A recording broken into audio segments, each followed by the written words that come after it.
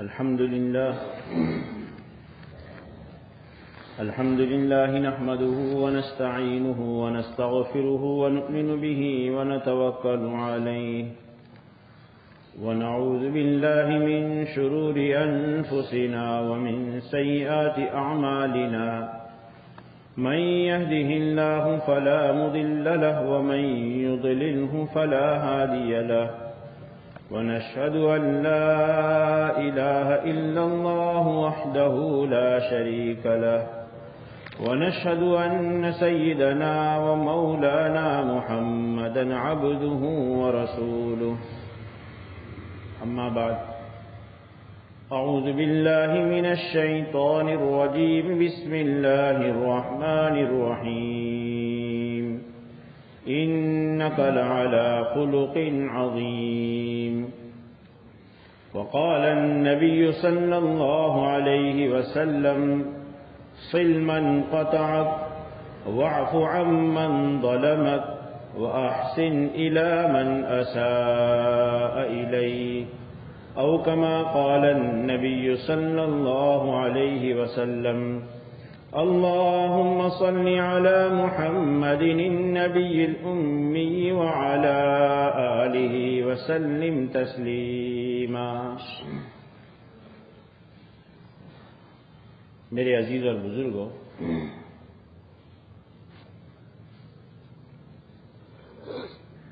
ایک طرف مشرکین مکہ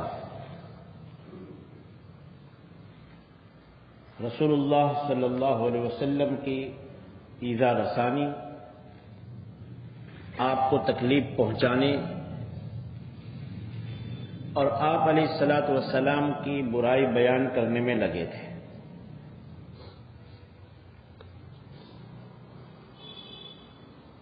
اور آپ علیہ الصلاۃ والسلام جس دین کی اشاعت کے لیے، جس دین کے پھیلانے کے لیے، جس دین کی دعوت کے لیے مبعوث ہوئے تھے، اس میں رکاوٹ ڈال رہے تھے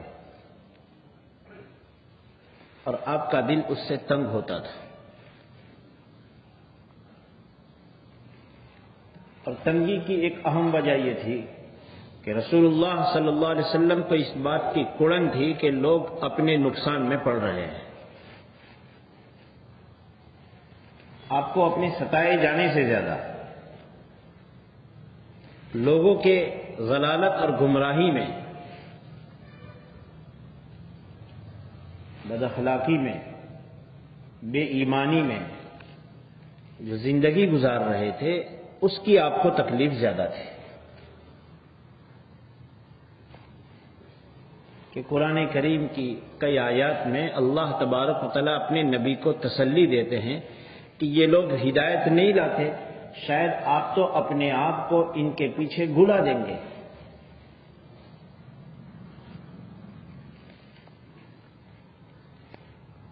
کہیں آپ کو ساحر، جادوگر کہا،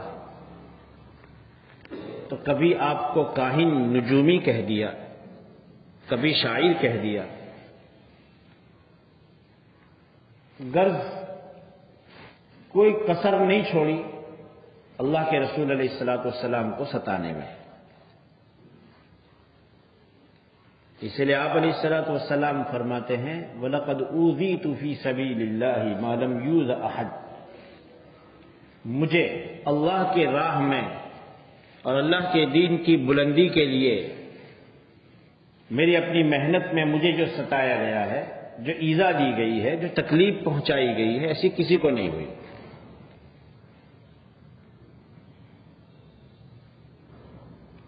اللہ نے اپنے نبی کی تسلی کے لیے فرمایا نون والقلم وما یسطرون ما انت بنعمت ربک بمجنون انک لعلی خلق عظیم. نبی جی یہ آپ کو پاگل کہیں، پاگل کہنے والے خود پاگل ہیں.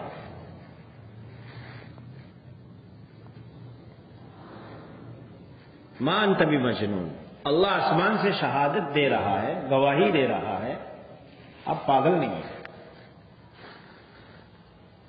بلکہ آپ تو اخلاق عظیم پر ہیں، اخلاق کے اونچے معیار پر ہیں. آپ کے معیار پر دنیا کا کوئی انسان نہیں اتر سکتا.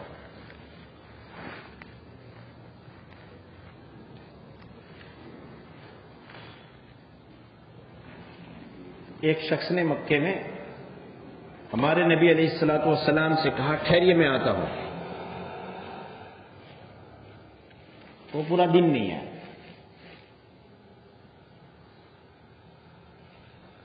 آپ علیہ الصلوۃ والسلام بشری تقاضے کے سوا، قضائے حاجت، پانی، کھانا، اس کے سوا اب پورا وقت وہیں رہے.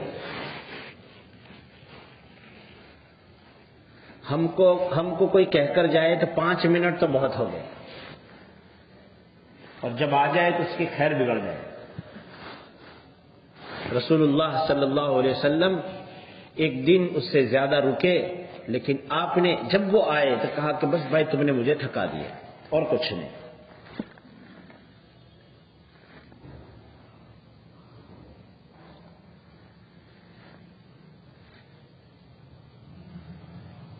کوئی آپ علیہ الصلوۃ والسلام کے اخلاق کی کیا گواہی دے سکتا تھا؟ ہمارے لیے قرآن سب سے بڑی شہادت ہے. اللہ اپنے نبی کو سرٹیفکیٹ دے رہے ہیں.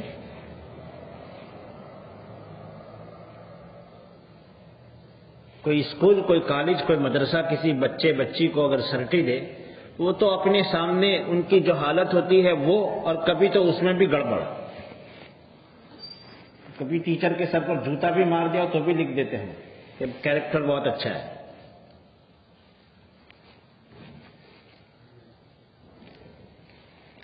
اللہ کی بات میں جھوٹ نہیں ہوتا.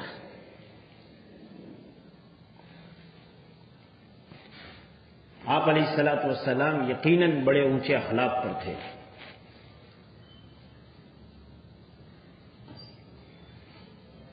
اخلاق عظیم کیا ہے؟ انک لعلی خلق عظیم. آپ عظیم اخلاق والے ہیں.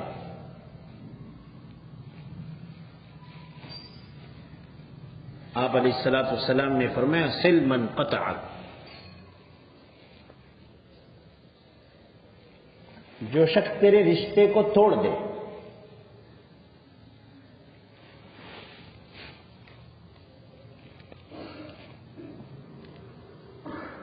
رشتہ بہت نازک چیز ہوتی ہے. جو شخص رشتے کو توڑ دے، وہ توڑے تو جوڑ.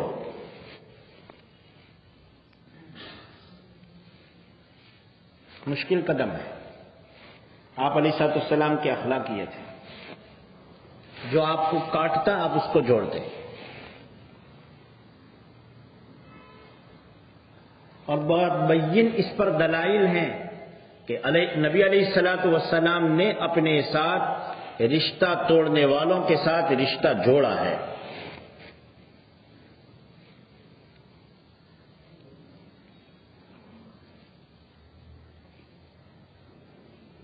آپ علیہ الصلوۃ والسلام نے ایک مجلس میں فرمایا، بھائی اگر اس مجلس میں کوئی شخص ہے جس کا اپنے کسی رشتہ دار سے رشتہ ٹوٹا ہے، ذرا اٹھ جائے، ہمیں ایک دعا کرنی ہے.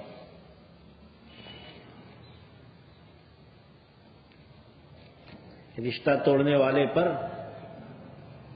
اور رشتے کی حفاظت نہ کرنے والے پر علماء فرماتے ہیں قرآن میں 2 مرتبہ لعنت ہے.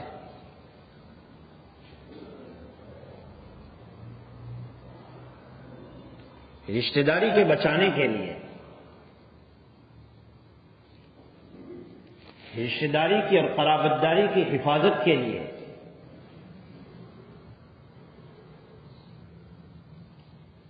اللہ کی نافرمانی کے بغیر جو قربانی دینی ہو، اس قربانی کو دے کر کے بھی اگر رشتہ بچ جاتا ہے تو یہ اخلاق عظیم کی رسول اللہ صلی اللہ علیہ وسلم کی طرف سے سند ہے.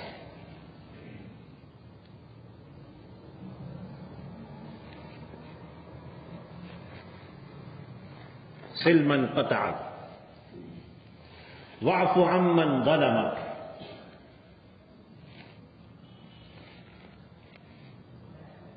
ایک معیار تو یہ ہے کہ کوئی ہمارے ساتھ اچھا برتاؤ کرے اور ہم اس کی کسی بھول پر درگزر کر دیں، یہ کوئی بڑے کمال کی بات نہیں ہے.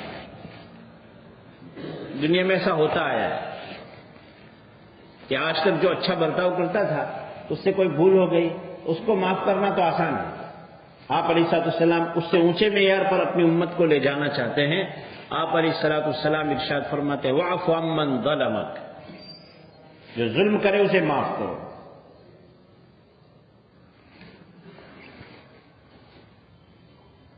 ظلم کہا جاتا ہے جس چیز کا جو حق ہے اس کو وہ حق نہ دینا۔ دنیا میں جتنی چیزیں اللہ نے بنائی ہیں، جتنے رشتے بنائے ہیں، جتنے تعلقات بنائے ہیں، ہر چیز کا، ہر رشتے کا، ہر تعلق کا ایک حق ہے، اس کو اس کا حق نہ دینا یہ ظلم ہے۔ چھوٹی سی مثال سمجھیے، جوتے کی جگہ پیر ہے، جوتا پیروں میں پہنا جاتا ہے، ٹوپی سر پر رکھی جاتی ہے، اوڑھنا سر پر رکھا جاتا ہے۔ کوئی شخص کرے یہ جوتا رکھ دے سر پر، ٹوپی رکھ دے پیر میں، یہ دو چیزوں پر ظلم کرنے والا ہو۔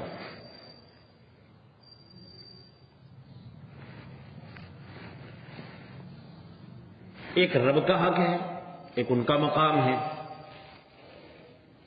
ایک نبی علیہ الصلوۃ والسلام کا درجہ ہے، ایک حضرات صحابہ کرام رضوان اللہ علیہ مجمعین کا درجہ ہے، ایک تابعین، محدثین، علماء اور انصاف پسند بادشاہوں کا درجہ ہے۔ ہر ایک کا ایک ایک درجہ ہے، ان کو ان کے درجے سے اتارنا یہ ایک ظلم ہے۔ ماں باپ ہے، ان کا ایک مقام ہے، ان کو ان کا حق نہ دینا وہ ظلم۔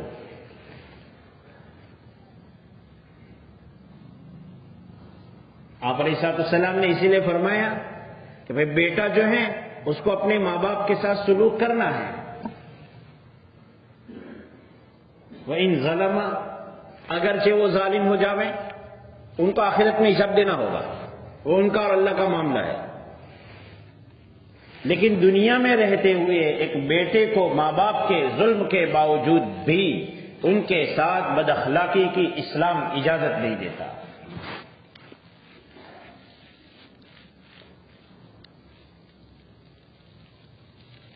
بیوی بچوں کا ایک درجہ ہے، بھائی بہن کا ایک درجہ ہے، پڑوسی کا ایک درجہ ہے، اپنے علم میں موجود بیواؤں اور یتیموں کا ایک درجہ ہے۔ ان کو ان کا حق نہ دینا، ان کو ان کا درجہ نہ دینا یہ ظلم ہے۔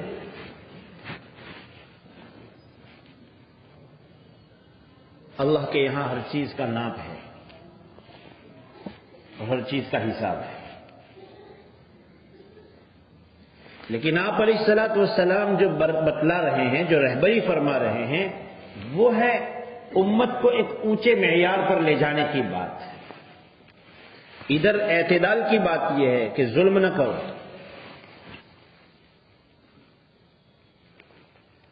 اس لیے آپ علیہ الصلوۃ والسلام نے فرمایا الا لا تظلموا، الا لا تظلموا، الا لا تظلموا، تین بار، اور تینوں بار آپ علیہ الصلوۃ والسلام متنبہ کرنے کے عربی کے کلمات استعمال فرما رہے ہیں کہ کوئی بے خبری میں بات چھوٹ نہ جائے۔ جیسے ہم کسی کو متنبہ کر کے بات کہنے کے لیے تبھی کہتے ہیں بھائی سن دھیان سے، یہ جو ہم بولتے ہیں سن دھیان سے، یہ کسی کے کان سے کوئی بات رہ نہ جائے، اس طرح کی بات آپ علیہ الصلوۃ والسلام نے تینوں بار فرمائی، اور تینوں بار فرماتے ہوئے کہتے ہیں، 3 بار کہہ رہے ہیں دھیان سے سنو، کوئی ظلم نہ کرے۔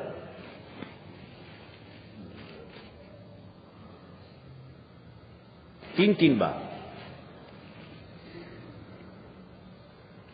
ایک حدیث میں اللہ کے رسول علیہ الصلوۃ والسلام نے ارشاد فرمایا، اللہ فرماتے ہیں، یعنی حدیث قدسی ہے، انی حرمت الظلم علی نفسی، میرے بندو میں نے اپنے آپ پر اس بات کو حرام کیا ہے کہ میں اپنے کسی بندے پر ظلم کروں۔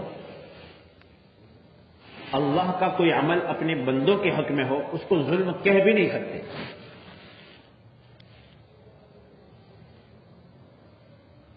طور مثال کے کہ ایک آدمی کی بہت ننھی منی چھوٹی اولاد ہے، نابالغ ہیں، ان کی ماں نہیں ہے، خاندان میں اور کوئی سہارا نہیں ہے، روزگار کا کوئی نظام نہیں ہے، اس حال میں اس کی باپ کی روح کو اللہ اگر قبض کر دے، اور ہوتے ایسے واقعات، اس کو بھی ظلم نہیں کہہ سکتے۔ ساری مخلوق اللہ کی ملک میں ہے، اپنی ملکیت میں ہر شخص کو تصرف کرنے کا حق ہے۔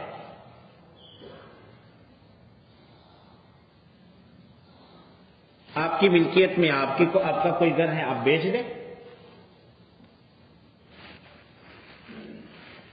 کسی کی رعایت میں اس کو تھوڑی قیمت کم کر دیں، کسی کو ہبہ اور بخشش دے دیں، دوسرا کوئی آدمی نہیں کہہ سکتا ہے کہ یہ ظلم ہے، یہ میری اپنی ملکیت کی چیز ہے۔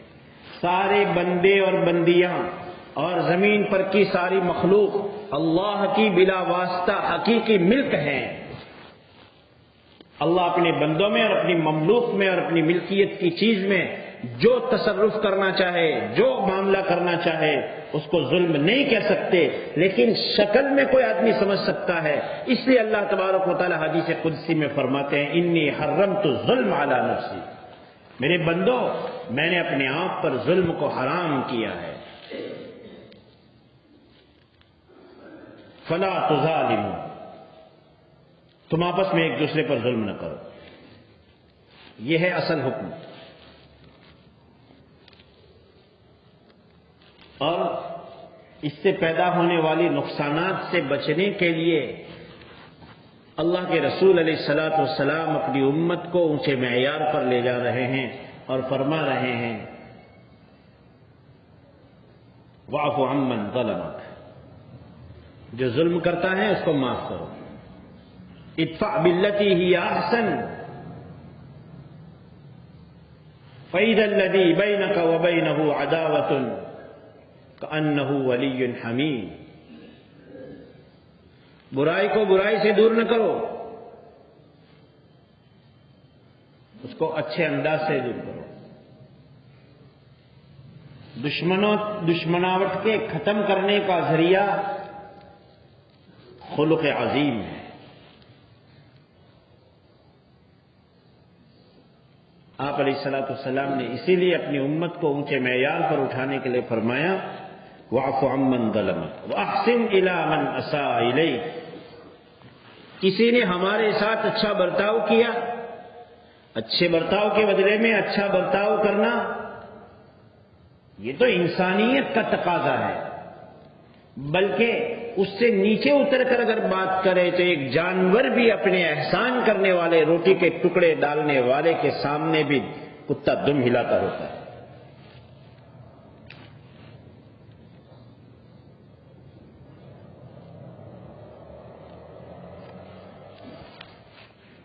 اس امت کو اللہ کے رسول علیہ الصلوۃ والسلام نے جن بنیادوں پر اٹھایا ان میں سب سے پہلی بنیاد عدل ہے، انصاف، فرض ہے، انصاف کرنا فرض ہے۔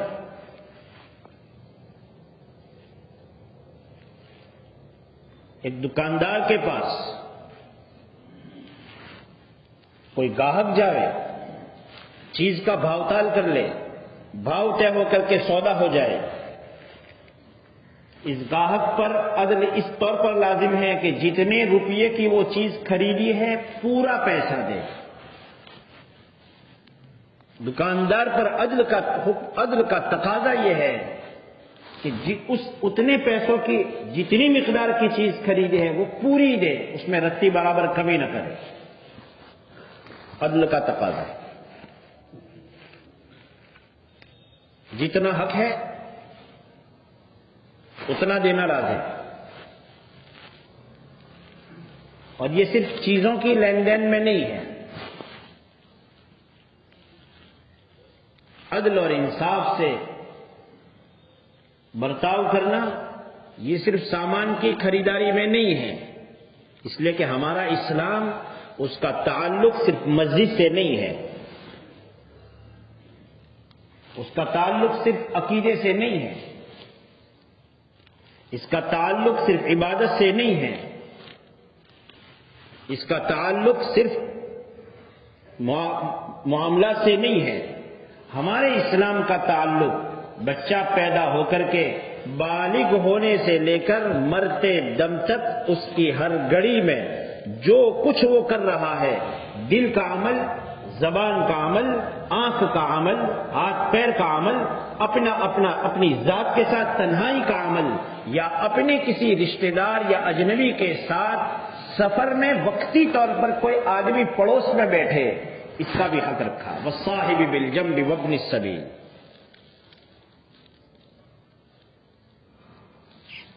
یہ دنیا دارالحقوق ہے اور آخرت دارالأجور ہے۔ وہاں عمل نہیں ہے، وہاں ان اعمال کا بدلہ ہے، اور یہاں ہر ایک کا بندے پر اللہ کا کیا حق، اور بندوں کے آپس میں کیا حقوق، اور بندوں کے جانوروں کے ساتھ اور مخلوق کے ساتھ کیا حقوق۔ آپ علیہ السلام کی خدمت میں آپ نے ایک اونٹ کو دیکھا، وہ رو رہا تھا۔ آپ نے فرمایا بھائی اس کا مالک کون ہے؟ یہ اونٹ اپنے مالک کی شکایت کر رہا ہے۔ جانوروں کے بھی ہمارے ہاں حقوق ہیں۔ آپ علیہ السلام نے فرمایا ہر تر جگر رکھنے والے، یعنی ہر جاندار کے ساتھ اچھا برتاؤ کرنا وہ باعث اجر ہے۔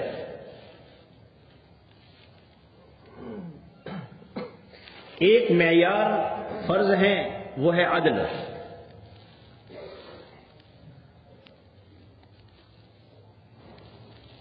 سبزی فروش کے پاس سے آپ نے 20 روپے کی سبزی خریدی تو 20 پورے دینے ہیں، اور 20 روپے کا پاؤ کلو خریدا ہے، 250 گرام خریدا ہے، تو اس پر ضروری ہے پورا 250 گرام دے۔ یاد لے، انصاف۔ دوسرا معیار ہے احسان، جو آپ علیہ السلام نے فرمایا احسن الی من اساء الیک، جو شخص تیرے ساتھ بدسلوکی کرے اس کے ساتھ احسان کا معاملہ کرو۔ 20 روپے کا 250 گرام اگر سبزی خریدی ہے تو دکاندار کو اور سبزی فروش کو احسان یہ ہے کہ وہ 250 کے بجائے اوپر 10-20 گرام بڑھا کر دے۔ گاہک کی طرف سے پائے جانے والا احسان یہ ہے کہ وہ 20 کے بجائے 22-25 دے۔ یہ فرض نہیں ہے۔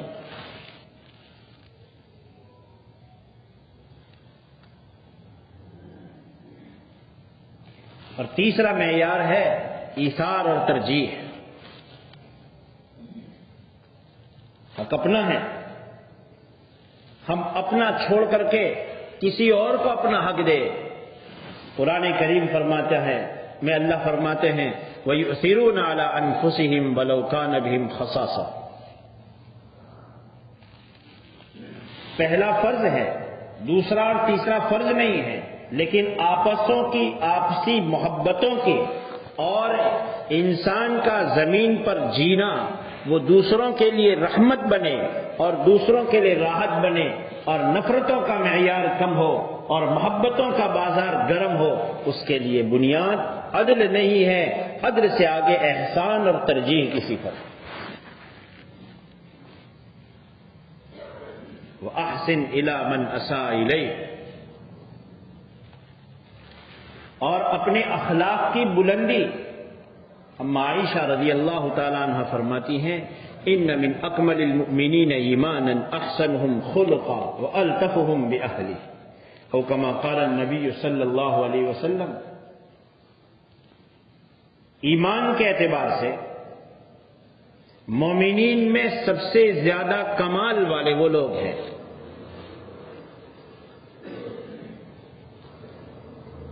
اگر ہمیں کہاں پوچھا جاتا تو ہم میں سے کوئی آدمی دھوکہ کھا سکتا تھا کہ بھائی فلاں صاحب، جو آدمی، جو بندہ تہجد میں اٹھتا ہے، بہت دیر تک اللہ اللہ کرتا ہے، مصلی پر کھڑا رہتا ہے، روزے رکھ رہا ہے، ہم ہوتے تو اس طرح کی چیزوں کو شمار کر دیتے۔ اللہ کے رسول علیہ الصلوۃ والسلام نے ایمان میں کمال ایمان والے بندے، نفس ایمان تو ہر مومن میں ہے، لیکن اس ایمان میں اونچے گریڈ کا ایمان ان لوگوں کو فرمایا احسنہم خلقا، جو اخلاق کے اعتبار سے احسان کی صفت پر چلتے ہیں۔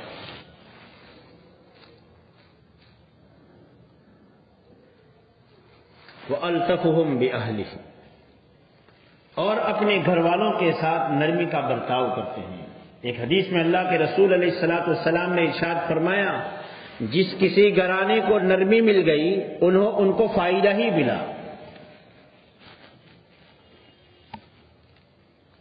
اور جس سے رفق کو اور نرمی کو کھینچ لیا گیا اس نے ان کو نقصان ہی پہنچایا۔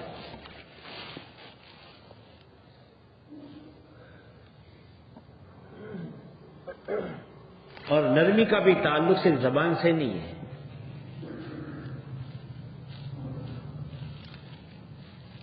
زبان سے میٹھی بات اور نرم بات کرنا یہ رفق کی ایک شکل اور صورت ہے۔ اپنی جانب سے، اپنی طرف سے پائے جانے والا ہر عمل اس میں رفق بھی ہے، اور رفق کی ضد، نرمی کی ضد سختی بھی ہے۔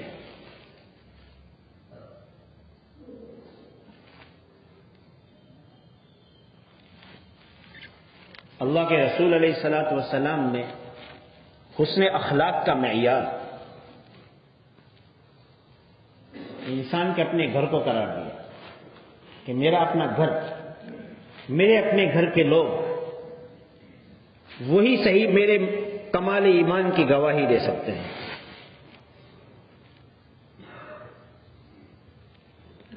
پرائے کے ساتھ، اجنبی کے ساتھ وقتی تعلق ہوتا ہے، ٹیمپریری وقت ہوتا ہے، ٹیمپریری تعلق ہوتا ہے، وہاں تو اچھے بننا یہ کوئی کمال کی بات نہیں ہے۔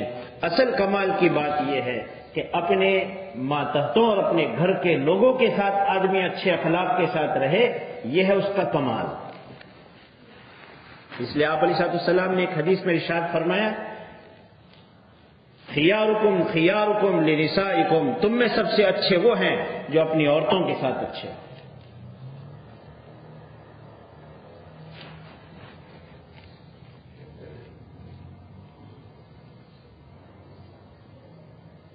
پھر آپ نے فرمایا اور میں اپنی عورتوں کے ساتھ سب سے اچھا ہوں، اور بالکل صحیح بات ہے۔ آپ علیہ الصلوۃ والسلام سے بڑھ کر کے کوئی عالی اخلاق کا کوئی بندہ اس دھرتی پر آج تک پیدا ہی نہیں ہوا اور ہونے والا بھی نہیں۔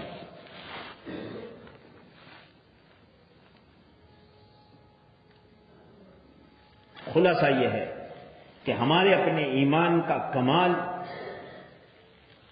ہمارے حسن اخلاق ہیں، ہمارے اچھے اخلاق ہیں، ہمارے اندر عدل ہونا چاہیے، ظلم سے اپنے آپ کو بچانا چاہیے، اپنے اندر صفت احسان پیدا ہم سب کو کرنی چاہیے، اور اپنے اندر نرمی پیدا کرنی چاہیے۔ اللہ تبارک و تعالی ان ہدایات پر ہم سب کو عمل کرنے کی توفیق عطا فرمائے۔ آمین۔ وآخر دعوانا الحمدللہ رب العالمین۔ جن کی سنت باقی ادا فرمائے۔